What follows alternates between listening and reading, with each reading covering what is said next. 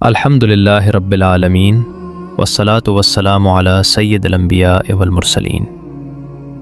ایک نہایت اہم اور بنیادی حقیقت جس کی طرف ہماری توجہ بہت کم جاتی ہے وہ یہ ہے کہ انسان کے اعمال میں برکت کہاں سے آتی ہے اور کیوں بعض اوقات بڑی محنت کے باوجود نتائج حاصل نہیں ہوتے۔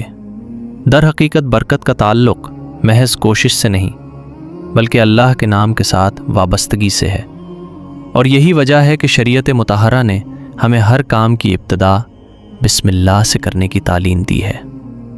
نبی کریم صلی اللہ علیہ وآلہ وسلم نے فرمایا، ہر وہ اہم کام جو اللہ کے نام سے شروع نہ کیا جائے وہ بے برکت رہتا ہے۔ سنن ابی داود۔ سوچیں، ہم محنت تو بہت کرتے ہیں لیکن اگر برکت نہ ہو تو سب کچھ ادھورا رہ جاتا ہے۔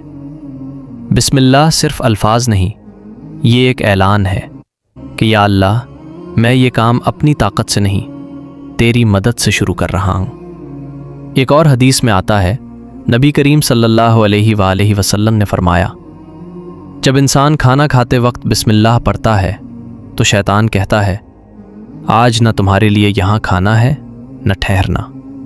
صحیح مسلم۔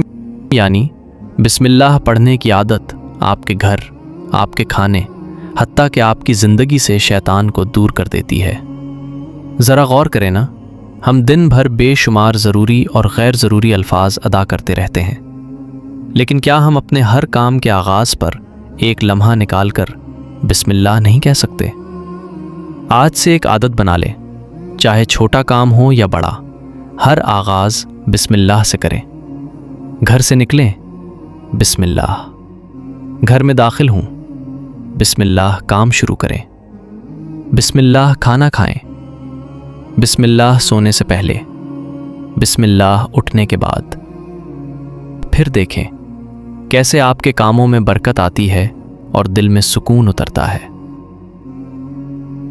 یا اللہ، ہمیں ہر کام کی ابتدا اپنے نام سے کرنے کی توفیق عطا فرما اور ہمارے ہر عمل میں برکت عطا فرما۔ اللہم آمین۔